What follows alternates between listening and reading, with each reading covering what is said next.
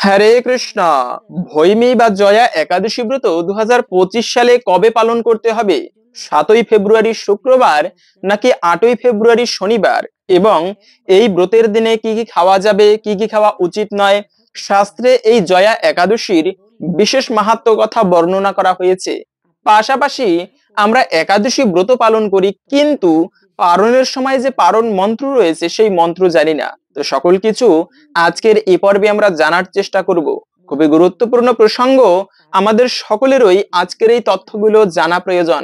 সকলকে স্বাগতম জানাচ্ছি আমাদের এই ধর্মীয় তথ্যমূলক চ্যানেলে। আমরা চেষ্টা করি এরকমই সনাতন ধর্মের ধর্মীয় তথ্যগুলোকে আপনাদের সাথে উপস্থাপন করতে, শেয়ার করতে। তাই আসুন আগামী কিছুক্ষণ সময় একসঙ্গে ধৈর্য ধরে আজকের এই ভৈমী অথবা জয়া একাদশী ব্রত প্রসঙ্গে জেনে নেই। আশা করছি আজকের এই তথ্যগুলো আপনাকে অবশ্যই সমৃদ্ধ করবে। ভালো লেগে থাকলে অবশ্যই একটা লাইক করে কমেন্টে জয় শ্রীকৃষ্ণ ভগবানের জয় একবার হলেও লিখে যাবার অনুরোধ জানাচ্ছি। কেননা এই একাদশী ব্রতের দিনটি হচ্ছে ভগবান শ্রীকৃষ্ণের অথবা ভগবান বিষ্ণুর অত্যন্ত প্রিয় দিন, যে জন্য একাদশীকে বলা হয় হরিবাসর। শনিবার যাদের জীবনীতে শনির দোষ থাকে, শনিবারে ব্রত দিয়ে শনি পুজো করার ফলে সেই শনির দোষ কেটে যায়। শনিবার যেমন শনি দেবতার দিন, সোমবার প্রভু শিবের দিন, ঠিক তেমনি একাদশীর দিনটি যে বাড়ি হোক না কেন, এটি ভগবান শ্রী বিষ্ণুর দিন, ভগবানের অত্যন্ত প্রিয় দিন। যারা এই একাদশী ব্রতের দিনে উপবাস করে ভগবান শ্রী বিষ্ণুর পুজো করতে পারে, তাদের জীবনে সুখ শান্তি সমৃদ্ধি সকল কিছু প্রাপ্তি হয়ে থাকে। তাই একাদশী ব্রতের দিনটি এতটা গুরুত্বপূর্ণ বলা হয়েছে। অনেক প্রকার ব্রত রয়েছে, দুর্গা দেবীর ব্রত, কালিকা ব্রত, এমনকি বৃহস্পতিবারে লক্ষ্মী ব্রত। সব থেকে শ্রেষ্ঠ যত প্রকার ব্রত রয়েছে, সব থেকে শ্রেষ্ঠ হচ্ছে এই একাদশী ব্রত। এর উপরে কোনো ব্রত নেই। তাই এই ব্রতটি পালন করা আমাদের অত্যন্ত গুরুত্বপূর্ণ। বিশেষ করে বছরের 24টি একাদশী ব্রতের মধ্যে একটা শ্রেষ্ঠ ব্রত হচ্ছে এই জয়া একাদশী ব্রত। এই ব্রতটি পালন করলে আমরা কি ফল লাভ করতে পারি? প্রথমত হচ্ছে সর্বকামনা পূরণ হয়। অনেকের বিভিন্ন মনস্কামনা থাকে, যে জন্য কালী পুজো করা হয়, ভগবান বিষ্ণুর পুজো করে বা বিভিন্ন পুজো করে থাকে। কেন? যেন আমার এই মনোবাসনা পূরণ হয়। অনেকে মানসিক করি, হে প্রভু, যদি আপনারা আমার একটা পুত্র সন্তান হয়, আমি কালী পুজো দেব, আমি বিষ্ণু পুজো দেব, বা একটা বৈষ্ণব সেবা দেব। এরকম বিভিন্ন মনস্কামনা থাকে। তো এইরকম যাদের মনোবাসনা রয়েছে, সেই মনস্কামনা পর্যন্ত পূরণ করে এই ভৈমী অথবা জয়া একাদশী ব্রত পালন করলে। যার যেরকম মনোবাসনা, ইয়ম ইয়ম কমায়তে কামম তম তম প্রাপ্নতি সংশয়া। যার যেরকম কামনা বাসনা, সেই কামনা প্রাপ্ত হবে ভগবানের কৃপায় এই ব্রত সঠিকভাবে পালন করতে পারলে। দ্বিতীয়ত হচ্ছে প্রেতত্ব প্রাপ্তি হবে না। মনে রাখবে, যারা অপমৃত্যুতে দেহত্যাগ করে, অপমৃত্যু মানে হচ্ছে যেমন বিষ খেয়ে আত্মহত্যা করে, গলায় দড়ি দেয়, অথবা অ্যাক্সিডেন্টে মারা যায়, এটা হচ্ছে অপমৃত্যু, অকালে মৃত্যুবরণ করলে। তো এই সমস্ত মৃত্যুবরণ করলে এটা কিন্তু ভালো নয় বা শুভ নয়। এর ফলে স্বাভাবিক একটা মৃত্যু বৃদ্ধ হয় হবে, সেটা ভিন্ন বিষয়। কিন্তু ইচ্ছাকৃত ভাবে যদি কেউ মারা যায়, তাকে সহজে কিন্তু দেহ দেওয়া হয় না, জন্ম নিতে পারে না। সে ভূতের শরীর সূক্ষ্ম দেহে অবস্থান করে, তাকে দেহ দেওয়া হয় না, খুবই কষ্ট পায় সেইভাবে ভূত হয়ে, মানে প্রেতত্ব যাকে বলে, প্রেত হয়ে থাকে। তার জন্য অনেক সময় গয়ায় পিণ্ড দিলেও সহজে কিন্তু সে উদ্ধার প্রাপ্ত হতে পারে না।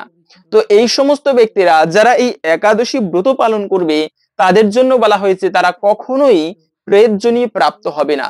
ভয়ানক হচ্ছে ব্রহ্মদৈত্য। যদি কেউ ব্রহ্মদৈত্য হয় অনেক পাপের ফলে, তার জন্য যত পিণ্ড দেখ, যত যজ্ঞ করা হোক না কেন, সহজে সে ব্যক্তির উদ্ধার হয় না কিন্তু।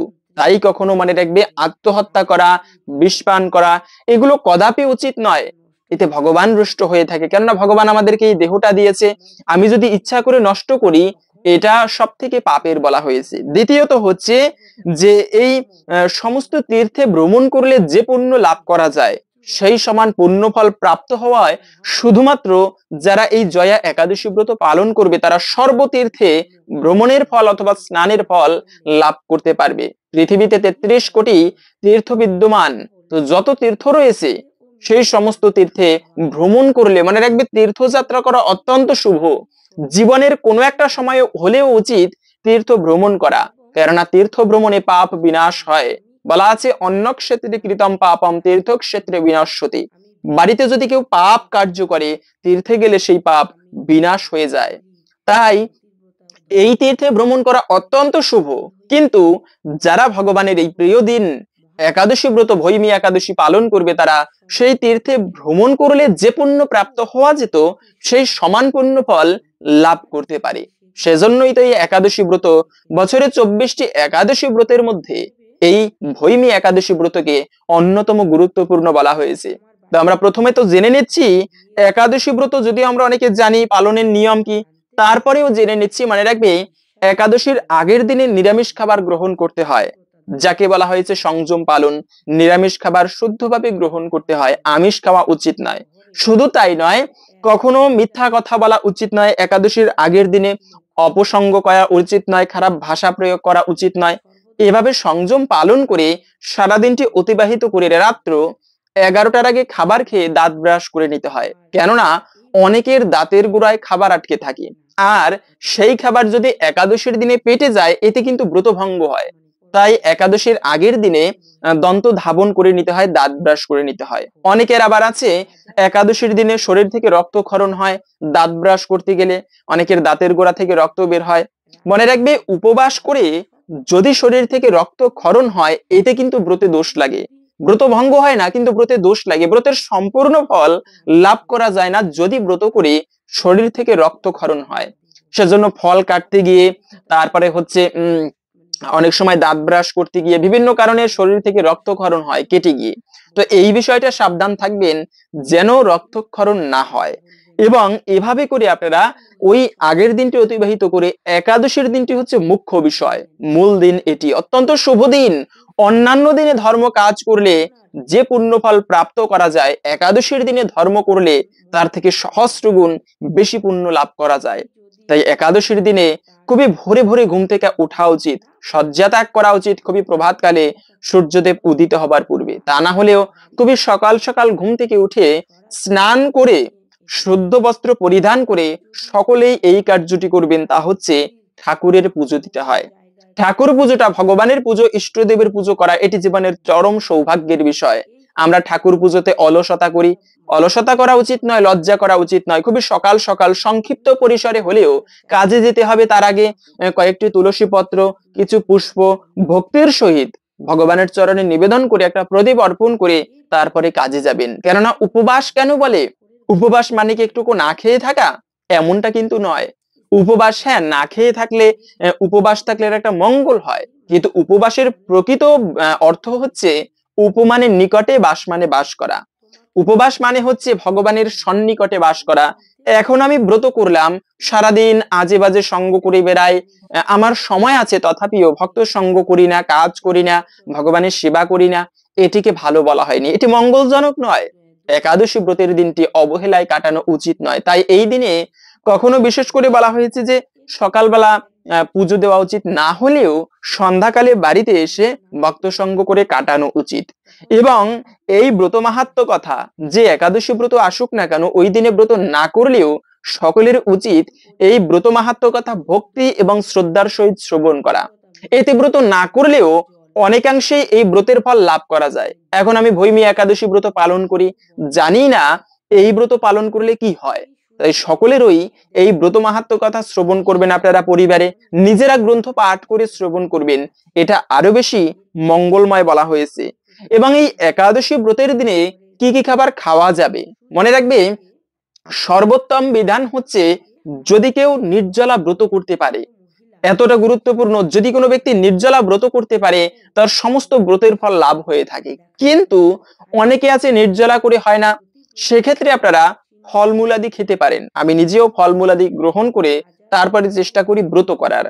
তো আপনারা ফলমূলাদি গ্রহণ করে তারপরে ব্রত করবেন। তা না হলে আপনারা যদি তাতেও কষ্ট হয়ে যায়, তাহলে আপনারা সাবু রান্না করে খেতে পারেন, তারপরে হচ্ছে সবজি রান্না করে খেতে পারেন, যেমন মিষ্টি কুমড়া, মিষ্টি আলু, পেঁপে, কাঁচকলা, আলু, তারপরে হচ্ছে এরকম করে ফুলকপি, এগুলো সবজি হিসেবে রান্না করে ভগবানকে ভোগ নিবেদন করে তারপরে খেতে পারেন। কিন্তু মনে রাখবে, সেই সবজি রান্না করার সময় ভুলেও কখনো যে জিনিসটি দেওয়া যাবে না তা হচ্ছে সরিষার তেল। কেননা একাদশীতে ব্রত করেন কিংবা না করেন, ভুলেও ক্রমেও কখনো পঞ্চ রবি শস্য গ্রহণ করা উচিত নয়। এতে পাপ না করেও সকল পাপের ভাগী হতে হয়। একবার জৈমিনী ঋষি ব্যাসদেবকে, যিনি সমস্ত শাস্ত্র প্রণয়ন করেছেন, ব্যাস দেবতা, তাকে প্রশ্ন করলো। জৈমিনী ঋষি ছিল সেই ব্যাসদেবের শিষ্য। তো গুরুদেবকে একদিন প্রশ্ন করলো, গুরুদেব, এই একাদশী ব্রত কি? এটা পালন করলে কি হয়, এবং যারা পালন না করবে তাদেরই বা কি হয়ে থাকে? এই বিষয়ে আমার একটু জানার কৌতূহল জেগেছে। তো আপনি কৃপা করে আমার এই প্রশ্নের সমাধান দিন, কৃপা করে উত্তর দিন। তখন ব্যাসদেব বলল, পুত্র, এই কাহিনীটা আপনারা পদ্ম পুরাণে পাবেন। তখন ব্যাসদেব সেই জৈমিনীকে বলতে লাগলো, জৈমিনী, একাদশী ব্রত অত্যন্ত শুভ দিন, ভগবানের অনেক প্রিয় দিন। কেননা সৃষ্টির প্রারম্ভে এই একাদশী ছিল না, না ছিল বেদ, না ছিল পুরাণ। মানুষ উচ্ছৃঙ্খল ভাবে জীবন যাপন করত, কোনো ধর্ম সংবিধান ছিল না। তো যে যার মতো পাপময় জীবন যাপন করত। এভাবে করে সেই পাপের ফলে জীবগণ তারা নরকে নরক যাতনা ভোগ করত। তো এই পাপ কর্মের ফলে একবার ভগবান শ্রী বিষ্ণু সেই নরক দর্শনের জন্য গিয়েছিল। খেয়াল করলো যমরাজের সাথে বিভিন্ন বিষয়ে কথোপকথন করতেছিল। এমত অবস্থায় খেয়াল করলো দক্ষিণ দিকের নরক থেকে ভয়ানক কিছু পাপাত্মাদের আর্তনাদ বা চিৎকার কানে আসতেছিল সেই ভগবান শ্রী বিষ্ণুর। তো ভগবান যমরাজকে প্রশ্ন করলো, যম, এই চিৎকার কোথা থেকে আসতেছে? যমরাজ বলল, প্রভু, কি বলবো দুঃখের কথা, পৃথিবীবাসীরা খুবই পাপ কার্য করে, আর তাদের সেই পাপের ফল স্বরূপ তারা আজকে দুঃখ ভোগ করছে। ভগবান তো হচ্ছে করুণাময়, তিনি কখনো কোনো জীবের দুঃখ সহ্য করতে পারে না। ভগবান তাই যমরাজের সাথে সেই নরক দর্শনের জন্য গেল। গিয়ে দেখতেছে ভয়ানক ভাবে কষ্ট পাচ্ছে কিছু পাপী ব্যক্তিগণ। যমরাজের শরীর থেকে তখন করুণার মূর্তি প্রকাশ, একাদশী দেবীর আবির্ভাব হলো। মহাপুণ্যময়ী দেবী, তার পুণ্যের তেজে সেখানের সমস্ত পাপাত্মাদের পাপ ভস্মীভূত হলো, তারা দিব্য রূপ লাভ করলো। ভগবান তখন ঘোষণা করে দিলেন, যে ব্যক্তি এই একাদশী ব্রতের দিনে উপবাস করে আমার পুজো করতে পারবে, তার জন্ম জন্মান্তরের পাপরাশি ভস্মীভূত হয়ে যাবে। এই একাদশী আমার অত্যন্ত প্রিয় দিন। তাই ওই থেকে মানুষ একাদশী ব্রত পালন করা শুরু হয়েছে। কিন্তু যে যাই পাপ কর্ম করুক, একাদশীর দিনে ব্রত করে সবার পাপ খণ্ডিত হয়ে যায়, সবাই ভগবানের কাছে চলে যায়। ওইদিকে নরকেও কেউ যাচ্ছে না। আর পাপ পুরুষ যে ভগবান সৃষ্টি করেছেন, যেমন কলিকে ভগবান সৃষ্টি করেছেন, যে ব্যক্তি পাপ কাজ করে কলি তার উপরে আশ্রয় করে। আবার ওই যে ভয়ানক পাপ পুরুষ সৃষ্টি করেছেন ভগবান, যে ব্যক্তি অন্যায় ভাবে জীবন যাপন করবে তার উপরে গিয়ে ভর করে সেই পাপ পুরুষ। এভাবে করে সে বেঁচে থাকে। তো পাপ পুরুষ একাদশীর দিনে কোথাও আশ্রয় পাচ্ছে না, মৃতপ্রায় অবস্থা। সে তখন কি করেছে, ত্রাহি ত্রাহি করতে করতে বৈকুণ্ঠে ভগবানের কাছে উপস্থিত। প্রভু, আমাকে রক্ষা করো, রক্ষা করো, রক্ষা করো। কেন, কি হয়েছে তোমার? কেননা আপনি যে একাদশী দেবীকে সৃষ্টি করেছেন, তার পুণ্য প্রভাবে আমি কোথাও স্থান পাচ্ছি না। কেননা যেখানে পাপ সেখানেই আমি অবস্থান করি, বাস করি। কিন্তু একাদশীর দিনে কোথাও তো পাপ নেই, পুণ্যের পবিত্র আলোক রশ্মিতে আমি কোথাও বাঁচতে পারছি না। আমাকে তুমি রক্ষা করো। সৃষ্টি কার্য রক্ষা করতে হলে এই পাপ পুরুষকেও তোমাকে রক্ষা করতে হবে। তাই প্রভু, আমাকে কৃপা করো।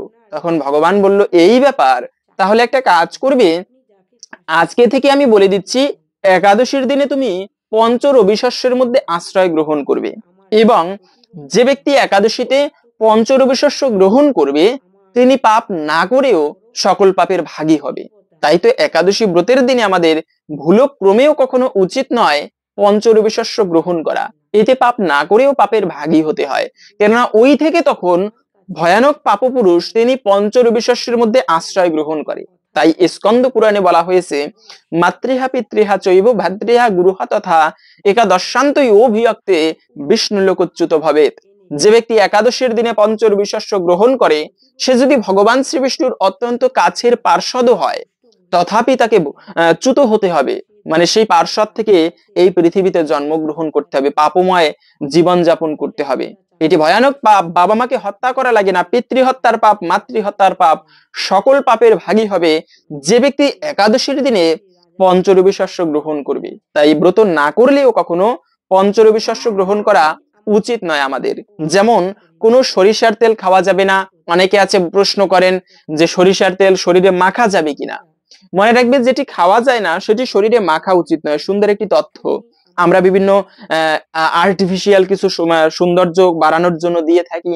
যে জিনিসটি খাওয়া যায় না ওটি শরীরে দেওয়া উচিত নয়, কারণ আমাদের সূক্ষ্ম লোমকূপ থেকে শরীরের ভিতরে প্রবেশ করে এবং এটি ক্ষতিকারক দেহের জন্য।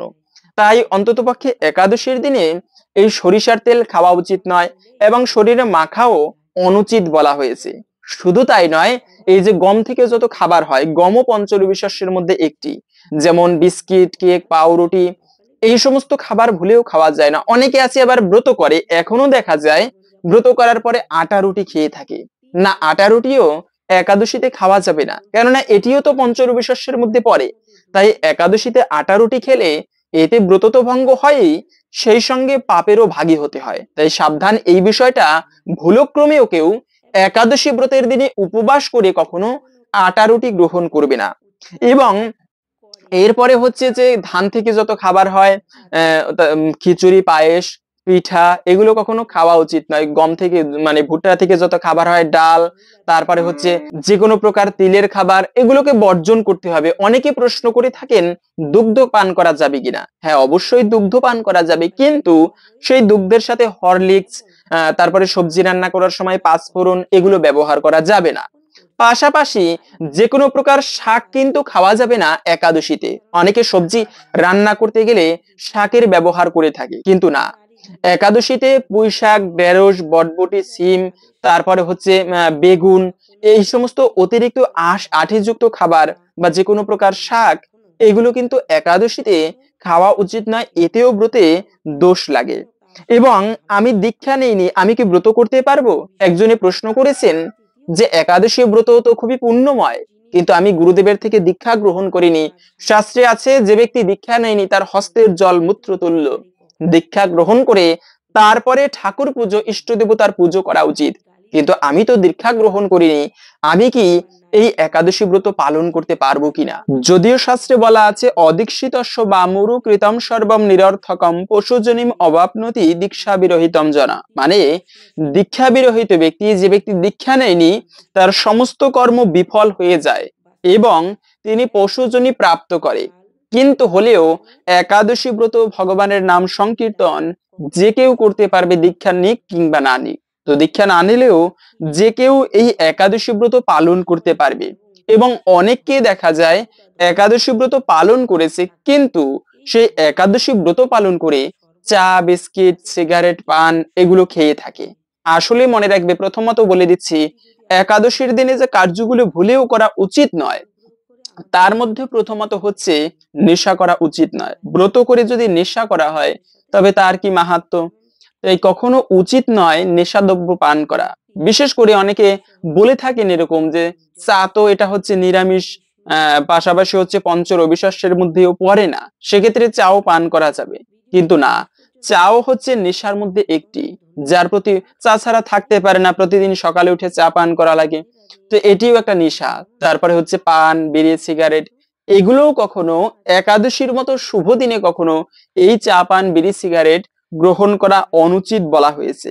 একাদশী থেকে অনেকে প্রশ্ন করে থাকেন এরকম যে একাদশীর দিনে ভগবানকে ভোগ নিবেদন করা যাবে কিনা। হ্যাঁ, অবশ্যই দেওয়া যাবে। একাদশীর দিনে ভগবানকে ভোগ নিবেদন করা যাবে।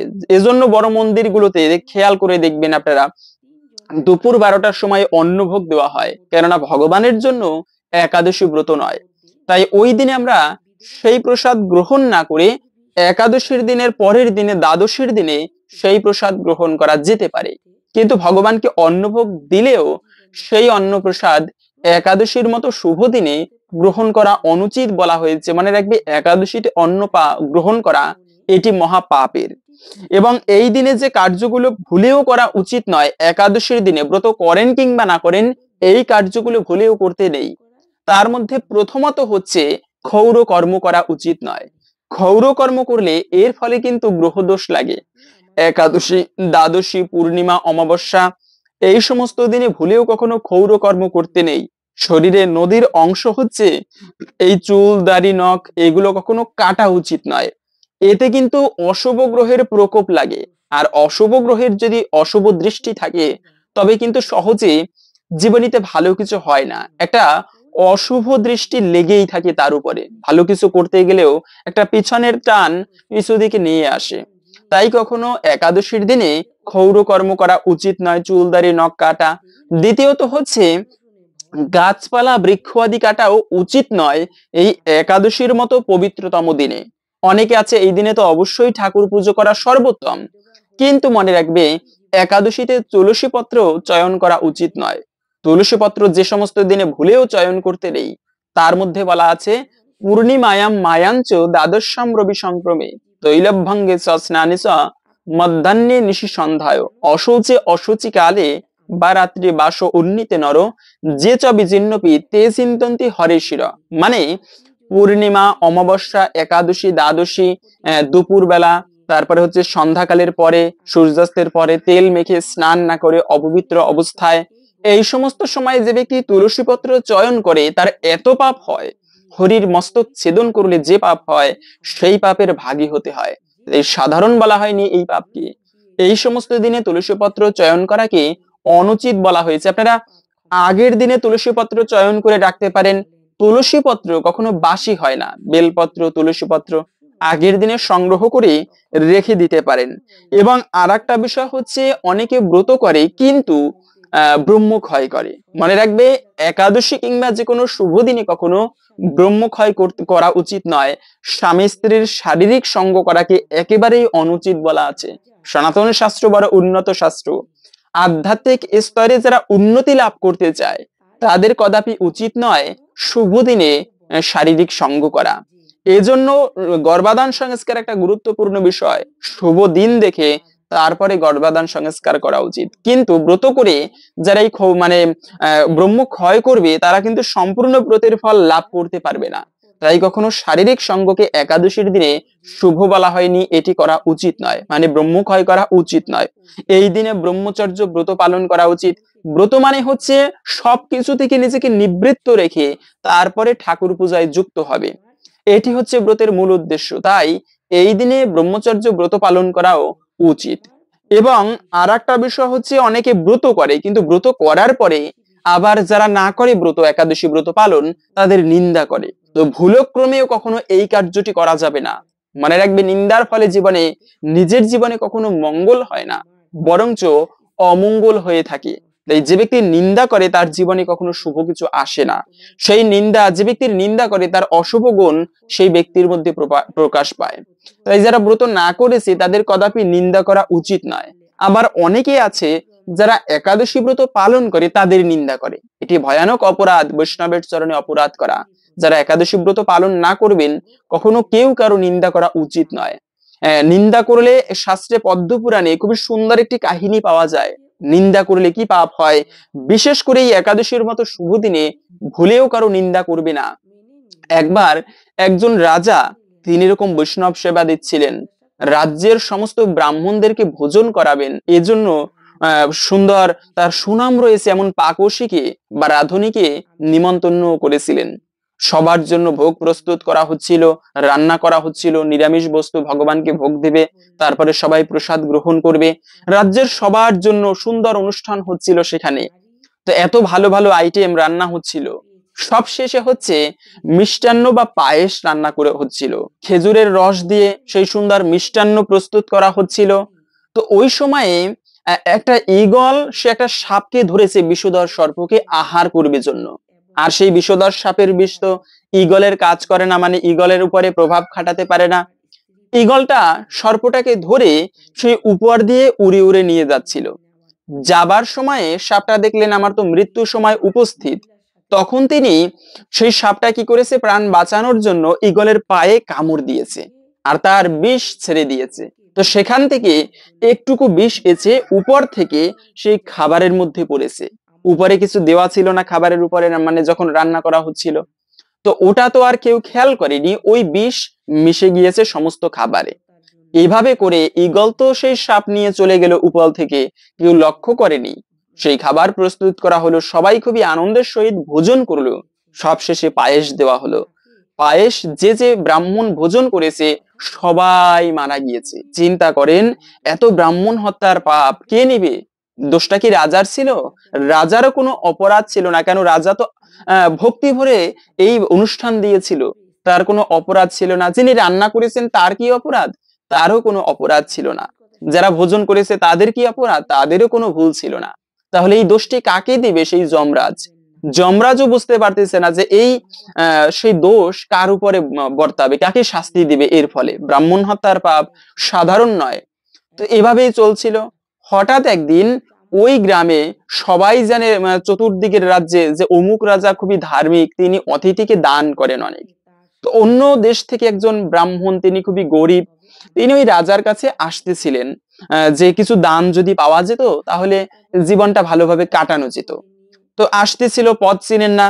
এমন সময় একটা বৃদ্ধ লোককে দেখে জিজ্ঞাসা করলো যে অমুক রাজার রাজ্যটা কোন দিকে বলতে পারবেন? এটা শুনেই সেই ব্যক্তি বলতে লাগলো, বৃদ্ধ ব্যক্তি, আরে আপনি ওই ব্যক্তির কাছে যাবেন, ওই রাজা যিনি সমস্ত ব্রাহ্মণদেরকে মেরে ফেলেছেন, আপনি তার কাছে যাবেন? তিনি তো মহাপাপিষ্ট, তিনি ব্রাহ্মণদেরকে হত্যা করেছেন। তখন সেই গরিব ব্রাহ্মণটি বৃদ্ধ লোকের থেকে এমন কথা শুনতে পেরে রাজার প্রতি একটা খারাপ মনোভাব পোষণ করে চলে গেলেন, আর রাজার সাথে দেখা করলেন না। তখনই যমরাজ বলেছে, চিত্রগুপ্ত, এই ব্যক্তিকে ধরে নিয়ে আসো, কেননা এ ব্যক্তি না জেনে রাজাকে দোষী বলে নিন্দা করেছেন। তাই যে ব্যক্তিকে না জেনে যে ব্যক্তি নিন্দা করে অপরের, এটা সব থেকে চরম অপরাধের। তখন সেই সমস্ত ব্রাহ্মণ হত্যার শাস্তি ওই ব্যক্তির উপরে যমরাজ দিয়েছিল, শুধুমাত্র একটুকু নিন্দা করার ফলে। কখনো না জেনে তাই কারো নিন্দা করা উচিত নয়, এটিকে মহাপাপের বলা হয়েছে, বিশেষ করে এই একাদশীর মতো শুভতম দিনে। এটি খুবই পাপের, এবং সেই পাপের ফল ভোগ করতে হয়েছিল কিন্তু সেই বৃদ্ধ ব্যক্তিকে। তাই কদাপি নিন্দা ভালো নয় এবং শুভ বলা হয়নি। স্বয়ং যমরাজ বলেছেন যমদূতদেরকে, হে যমদূতগণ, তোমরা শুনে রাখো, যে ব্যক্তি একাদশী ব্রত পালন করবে তাদেরকে তোমরা দূর থেকে প্রণাম করে চলে আসবে, কখনো এই যমলোকে তাদেরকে আনবে না, কেননা তারা আমাদেরও প্রণম্য, আমাদেরও পূজনীয়। যারা একাদশী ব্রত পালন করে ভগবান তাদের পুরস্কৃত করবে, তারা কখনো নরকে যায় না, সমস্ত পাপ তাদের বিধৌত হয়ে যায় এই একাদশী ব্রত পালনের ফলে। সেজন্য একাদশী ব্রতকে এতটা প্রাধান্য দেওয়া হয়েছে। আমরা জেনে নিচ্ছি এই একাদশী ব্রত 2025 সালে ভৈমী বা জয়া একাদশী ব্রত কবে পালন করতে হবে, পারণের সময় কি, পারণ মন্ত্র কি। তবে তার পূর্বে শাস্ত্রে এই ভৈমী একাদশী ব্রত প্রসঙ্গে বিশেষ মাহাত্ম্য কথা বর্ণনা করা হয়েছে। প্রথমে আমরা সেই প্রসঙ্গে জেনে নিচ্ছি।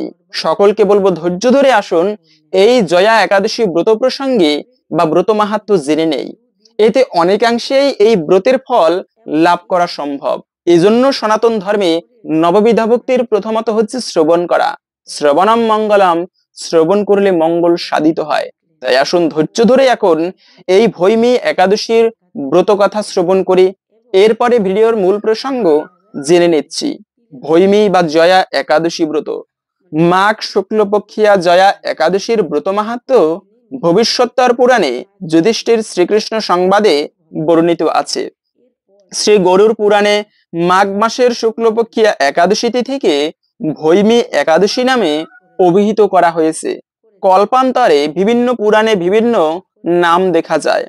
পদ্ম পুরাণ অনুসারে জ্যৈষ্ঠ মাসের শুক্লপক্ষিয়া একাদশীর নামই পাণ্ডব নির্জলা বা ভীমসেনী ভৈমী একাদশী। যুধিষ্ঠির বললেন, হে কৃষ্ণ, আপনি কৃপা করে মাঘ মাসের শুক্লপক্ষের একাদশীর সবিশেষ বর্ণনা করুন। শ্রীকৃষ্ণ বললেন, হে মহারাজ, মাঘ মাসের শুক্লপক্ষের একাদশী জয়া নামে প্রসিদ্ধা। এই তিথি সর্বপাপ বিনাশিনী, সর্বশ্রেষ্ঠা, পবিত্রা, সর্বকাম ও মুক্তি প্রদায়িনী। এই ব্রতের ফলে মানুষ কখনো প্রেতত্ব প্রাপ্তি হয় না। এই একাদশীর নিম্নরূপ উপাখ্যান শোনা যায়। এক সময় স্বর্গলোকে ইন্দ্র রাজত্ব করছিলেন। সেখানে অন্য দেবতারা বেশ সুখেই ছিলেন। তারা পারিজাত পুষ্প শোভিত নন্দন কাননে অপ্সরাদের সাথে বিহার করতেন। একদিন 50 কোটি অপ্সরা নায়ক দেবরাজ ইন্দ্র স্বেচ্ছায় আনন্দ ভরে তাদের নৃত্য করতে বললেন। নৃত্যের সাথে গন্ধর্বগণ গান করতে লাগলেন। পুষ্পদত্ত, চিত্রসেন প্রভৃতি প্রধান প্রধান গন্ধর্বেরা সেখানে উপস্থিত ছিলেন। চিত্রসেনের পত্নীর নাম মালিনী। পুষ্পবন্তী নামে তার এক কন্যা ছিল। পুষ্পদত্তের পুত্রের নাম মাল্যবান। এই মাল্যবান পুষ্পবন্তীর রূপে মুগ্ধ হয়েছিল। পুষ্পবন্তী পুনঃ পুনঃ কটাক্ষ দ্বারা মাল্যবানকে বশীভূত করছিলেন। ইন্দ্রের প্রীতিবিধানের জন্য তারা দুজনেই নৃত্যগীতের সেই সভায় যোগদান করেছিল, কিন্তু একে অপরের প্রতি আকৃষ্ট থাকায় উভয়েই চিত্ত বিভ্রান্ত হচ্ছিল। সেখানে তারা পরস্পর কেবল দৃষ্টিবদ্ধ অবস্থায় দাঁড়িয়ে থাকলো। ফলে তাদের গানের ক্রম বিপর্যয় ঘটলো। তাদের এইরকম তাল মান ভঙ্গভাব দেখে তারা পরস্পর কামাসক্ত হয়েছে। দেবরাজ ইন্দ্র তা বুঝতে পারলেন। তখন ক্রোধবশে তিনি তাদের অভিশাপ দিলেন যে, রে মূঢ়, তোমরা আমার আজ্ঞা লঙ্ঘন করেছো, তোমাদের ধিক। এখনই তোমরা পিশাচজনী লাভ করে মর্তলোকে নিজ দুষ্কর্মের ফল ভোগ করো।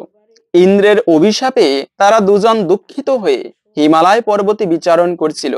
পিশাচত্ব প্রাপ্ত হওয়ায় তারা অত্যন্ত দুঃখ ভোগ করতে লাগলো। হিমালয়ের প্রচন্ড শীতে কাতর হয়ে নিজেদের পরিচয় বিস্মৃত হলো। এইভাবে অতি কষ্টে সেখানে দিন যাপন করতে লাগলো। একদিন পিশাচ নিজ পত্নী পিশাচিকে বলল, সামান্য মাত্র পাপ করিনি, অথচ নরক যন্ত্রণার মতো পিশাচত্ব প্রাপ্ত হয়েছি। অতএব এখন থেকে আর কখনো কোনো পাপ করব না। এইভাবে চিন্তা করে তারা সেই পর্বতে মৃতপ্রায় বাস করতে লাগলো। মাল্যবান ও পুষ্পবন্তীর পূর্ব কোনো পুণ্যবশত সেই সময় মাঘী শুক্লপক্ষিয়া জয়া একাদশী তিথি উপস্থিত হলো। তারা একটি অশ্বত্থ বৃক্ষতলে নিরাহারে নির্জরা অবস্থায় দিবানিশি যাপন করলো। শীতের প্রকোপে অনিদ্রায় রাত্রি অতিবাহিত হলো। পরদিন সূর্যোদয়ে দ্বাদশী তিথি উপস্থিত হলো।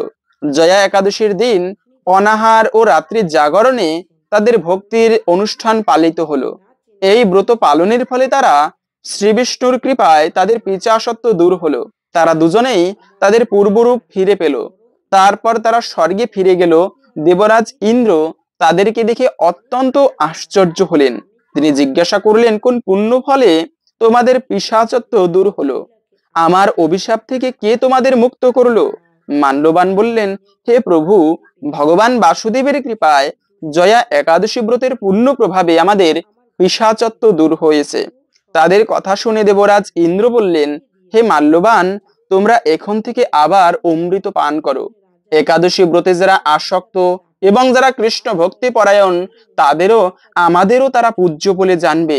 এই দেবলোকে তুমি পুষ্পবন্তীর সাথে সুখে বাস করো। হে দেবরা মহারাজ, এই জয়াব্রত ব্রহ্মহত্যাজনিত পাপকেও বিনাশ করে। এই ব্রত পালনের সমস্ত প্রকার দানের ফল লাভ হয়। সকল প্রকার যজ্ঞ ও তীর্থে পুণ্যফল এই একাদশী প্রভাবে আপনা হতেই লাভ হয়। অবশেষে মহা আনন্দে অনন্তকাল বৈকুণ্ঠে বাস হয়। এই জয়া একাদশীর ব্রত কথা পাঠ ও শ্রবণে অগ্নি অষ্টম যজ্ঞের ফল লাভ করা যায়। আশা করি বুঝতে পেরেছেন এই ব্রত পালন করলে আমরা কি ফল লাভ করতে পারি। সেজন্য আপনি নিজে এই একাদশী ব্রত পালন করুন এবং সকলের মাঝে ছড়িয়ে দিন, যেন আমরা সবাই এই ব্রত প্রসঙ্গে জেনে উৎসাহী হই এবং পালন করি। তো এই একাদশী ব্রত কবে পালন করতে হবে, তিথিটা মূলত কখন, তা এখন জেনে নিচ্ছি। একাদশী তিথি শুরু হচ্ছে আগামী 7ই ফেব্রুয়ারি শুক্রবার রাত্র 10:57 থেকে এবং থাকবে মূলত 8ই ফেব্রুয়ারি শনিবার রাত 9:20 পর্যন্ত। এই সময়টুকুর মধ্যে এই পবিত্র জয়া বা ভৌমি একাদশী তিথি থাকবে। সেজন্য উদয়া তিথি মেনে আমাদের এই ব্রত পালন করতে হবে। আগামী 8ই ফেব্রুয়ারি শনিবার এই ব্রত পালন করতে হবে এবং ব্রত যত ভালোভাবে করি না কেন, যদি ব্রতের সঠিক সময়ের মধ্যে পালন করি তবে কিন্তু একাদশী ব্রতের সম্পূর্ণ ফল প্রাপ্ত করা যাবে না। তাই পারণ একটা গুরুত্বপূর্ণ বিষয়। অনেকে প্রশ্ন করেন পারণটা মূলত কি। তো যখন ব্রত ভঙ্গ করা হয় ওই বিষয়টাকেই পারণ বলে। প্রত্যেকটা একাদশীর একটা সঠিক বিধান থাকে পারণের জন্য। পালন করতে হবে পরের দিন 9ই ফেব্রুয়ারি রবিবার সকাল 6:35 থেকে 10:20 মধ্যে। এই সময়টুকুর মধ্যে স্নান করে পঞ্চরবি শস্য ভগবানের প্রসাদ দিয়ে ভগবানের কাছে প্রার্থনা করে, হে প্রভু, এই ব্রত পালন করেছি, কৃপা করে তুমি আমার প্রতি প্রসন্ন হও। যার যেরকম ভক্তি রয়েছে সেভাবে প্রার্থনা করবেন এবং একটা মন্ত্র রয়েছে পারণের সময়ে, যাকে বলা হয় পারণ মন্ত্র। সেই পারণ মন্ত্র হচ্ছে একাদশাম নিরাহার ব্রত নানে ন কেশব প্রসিদ্ধ সুমুখনাথ জ্ঞানদৃষ্টি প্রদভব। এই মন্ত্র উচ্চারণ করে ভগবানের কাছে প্রার্থনা করে তারপরে একাদশী ব্রতের পালন করতে হয়। হরে কৃষ্ণ। আশা করছি আজকের এই গুরুত্বপূর্ণ তথ্যগুলো জেনে আপনি একটুকু হলেও সমৃদ্ধ হয়েছেন। যদি আজকের এই তথ্যগুলো জেনে আপনার ভালো লেগে থাকে অবশ্যই একটা লাইক করে কমেন্টে আপনার ইষ্ট দেবতার নামটি অথবা জয় শ্রীকৃষ্ণ ভগবানের জয় একবার হলেও লিখে যাবার অনুরোধ জানাচ্ছি। ভগবানের কৃপায় সকলের জীবনে মঙ্গল হোক এই কামনা করে আজকের ভিডিওটি এখানে সমাপ্ত করছি। হরে কৃষ্ণ।